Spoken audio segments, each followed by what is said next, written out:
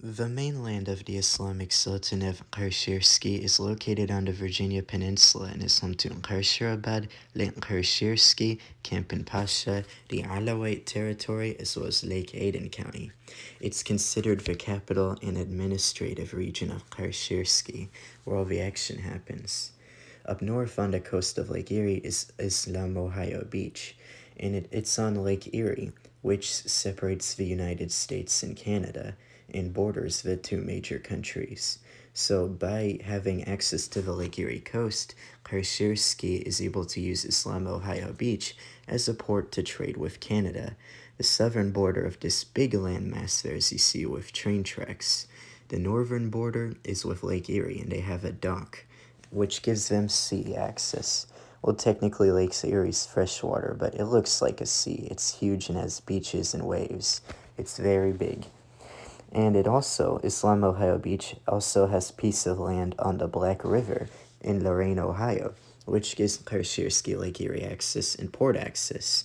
There's also disputed territory with the USA on the other side of the Lofton-Henderson Memorial Bridge, where there's a big mountain. Well, it's not a mountain, it's a slag pile.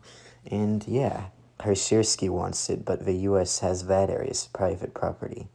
Being able to have access to Canada opens a bigger trade market to Qarsherskiy. Qarsherskiy also has overseas territories, which enable it to trade with the world. In the Maldives, there is this one I can't pronounce. I'll put the words on the screen. It has 7 people in it, and they live on boats on shallow coral reefs. And yeah, they're pretty cool. They just don't like current Maldives government abandoning tradition for Western tourists, so they declared independence and Qarsherskiy took control of their movement. In Antarctica, there's the Qarsherskiy and Arctic Overseas Territories. Only 2 scientists are there, and they signed up to be Qarsherskiyan citizens, giving Qarsherskiy access to I believe it is South Georgia Island and King George Island, which is in Antarctica. There's beautiful blue waters there.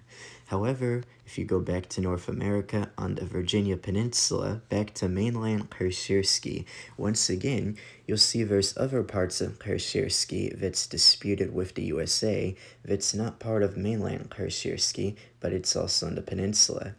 Port Lake Newport Ali is one of them, and it gives them access to freshwater fishing and is part of the trade routes that crisscross the Virginia Peninsula, which Qarsherskiy controls, called the Harriet-Tulbach trade routes. There's also a port on the coast of the Atlantic Ocean, Port Monroe Ali on the Chesapeake Bay, named after Monroe because it's located right inside of a U.S. national monument, Fort Monroe, which is very important to American history. And that's all Qarsherskiy.